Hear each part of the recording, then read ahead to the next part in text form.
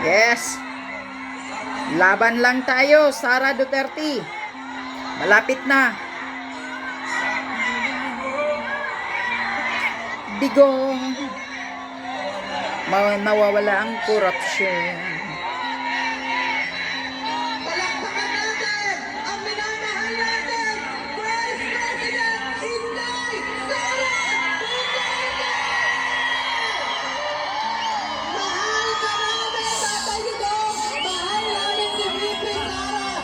Salamat sa pagmamahal sa Pilipinas! Salamat sa pagmamahal sa aming lahat! Hindi ka ba natin kilala? Pero binigyan niyo po kami ng magandang Bawal mag-vlog kuya. Bawal mag-vlog kay Vice President. Ligo Roma Duterte. Pwede na natin mag-zoom. At saka,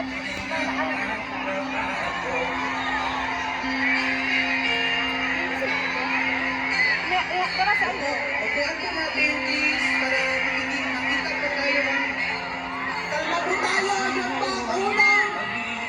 unang advice ni Tatay Digong. Kalma mga Pilipino. Manalig tayo na merong hangganan ito. Yes. May hangganan ang lahat sa inyo, mga abusado kayo. Dito mo makikita na si Marcos Jr. ay talagang uto-uto. Walang panindigan, walang isang salita, sinungaling ulul.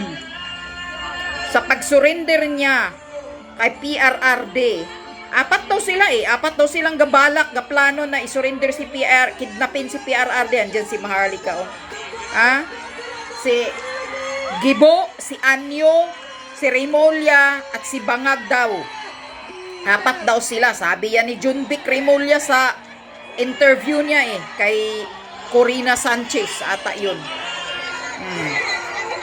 Yan na si BP Sara. Oh. Sa pag-surrender niya kay PRRD bilang isang Pilipino, ay para na rin surrender niya ang soberanya ng Pilipinas. Yun.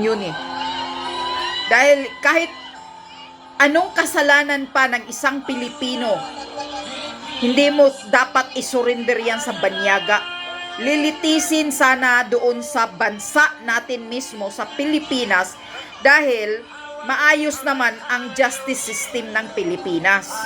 Kaya hindi at mali ang pag-surrender kay PRRD.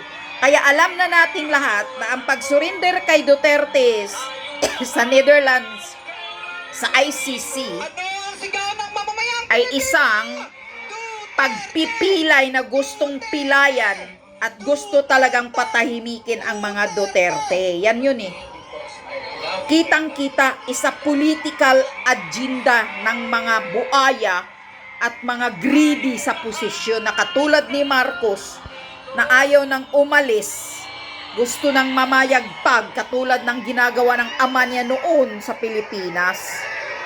Kaya binitbit si PRRD dito sa ICC. Yun. Wala nang ibang salita dahil it's kidnapping. Kidnapping ang ginagawa nila kay PRRD. It's kidnapping. Illegal. Sa inyong lahat. Walang warrant of arrest. Walang red notice ng Interpol. Unahin ang ating pagpapasalamat sa Diyos. Puro mga sinungaling ang gobyernong bangag. At sa safe na pagbiyahe ninyong lahat papunta dito sa The Hague, Netherlands. At syempre, dahil bumiyahe kayo papunta dito, ay mag-ingat kayo sa biyahe ninyo pauwi lahat sa inyong mga tirahan mamayang hapon.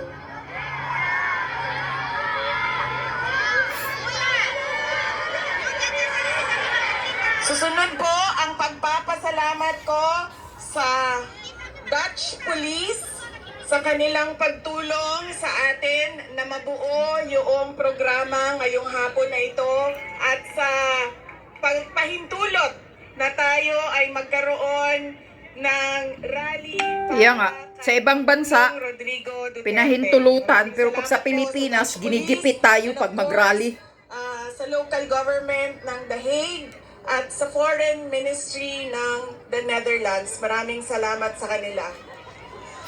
Ang susunod na pagpapasalamat po ay mula sa akin para sa ating mga organizers ngayong hapon na ito sa Executive Committee na nag-meeting araw-araw, iba't ibang time zone para pag-usapan kung paano natin maisagawa ang ating pagsuporta, pagpapakita ng suporta kay Pangulong Rodrigo Duterte na patiwasay at maayos ang ating pagsama-sama ngayong hapon na ito.